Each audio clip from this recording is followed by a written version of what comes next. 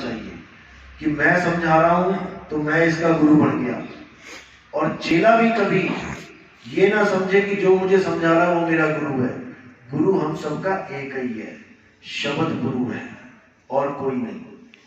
देह को कभी गुरु नहीं मानना, देह किसी का गुरु नहीं है, ना हमारा ना किसी का। देही दोनों की जाएगी, गुरु की भी जाएगी, चेले की भी जाएगी। लेकिन साहिब कहते हैं जिस देह में शब्द गुरु प्रकट होकर ज्ञान समझाता है, बलिहार जाते हैं कि एक बत्ती तो जली। हम पहले दिवाली में एक दिया जलाते हैं, अब तुम उस एक दिए से लाखों जला लो, जितने मर्जी जलाते रहो। वो ज्ञान, वो अग्नि कम होने वाली नहीं है कि एक अग्नि में से तुमने आधी अग्नि दूसरे दियों को दे दी तो वो कम पड़ गई, वो फिर उतनी है। तो इसी प्रकार ज्ञान समझाओ, लेकिन ये भाव कभी मत लाओ कि मैं सामने वाले से ज्यादा बड़ा हूं।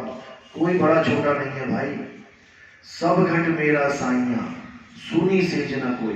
पंखा और बल्ब दोनों झगड़ा करने लग जाए, मेरा करंट ज्यादा, मेरा करंट ज्यादा, अरे भाई दोनों में वो करंट है, दोनों चल रहे हैं। तो इसी प्रकार कबीर साहब कहते हैं कि सब भाई भाई हैं, एक दूसरे को भाई की तरह समझाओ, गुरु की तरह मत समझाओ। क्योंकि गुरु वो होता है जो सारे भेद खोलता है, और जो उसको सुन के ज्ञान में आते हैं वो शिष्य होते हैं। शिष्य शिष्य को शिष्य की तरह समझाए, गुरु की तरह ना समझाए। गुरु एक ही है, बंदी छोड़ है, और उसके अलावा कोई नहीं है।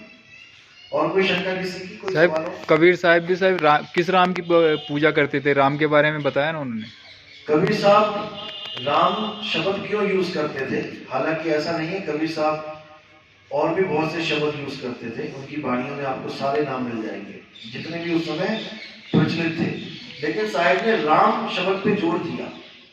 राम शब्द पे जोर क्यों दिया? क्योंकि राम का मतलब होता है जो रमा हुआ है, वो राम है। रमता राम बोला कबीर साहब ने।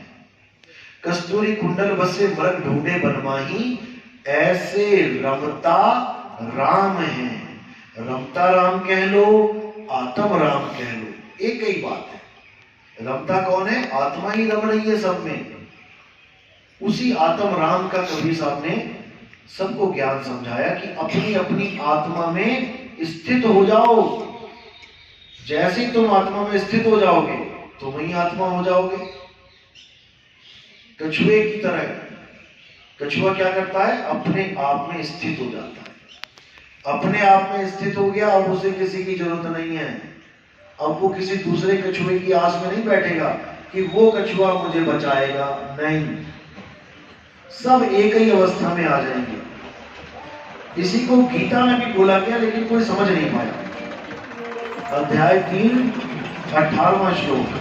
हे अर्जुन, जो अपने स्वरूप को प्राप्त कर देता है, जो अपने आत्म स्वरूप में आ जाता है, वो किसी भी अन्य जीव पर निर्भर नहीं रह जाता। उसे किसी गुरु की जरूरत नहीं है, उसे किसी अन्य भगत की जरूरत नहीं है, कोई भी नहीं। अगर वो किसी पे आस रखता है तो वो कभी मुक्त नहीं हो सकता। एक चिड़िया चोगा चुग रही है, दाने चुग रही है। अब तुम उसको पकड़ने के लिए जाओ, तुम एक पत्थर फेंक दो उसको मारने के लिए।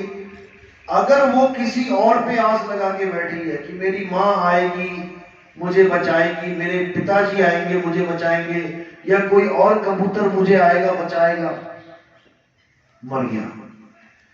किसी पे आस नहीं रखनी है।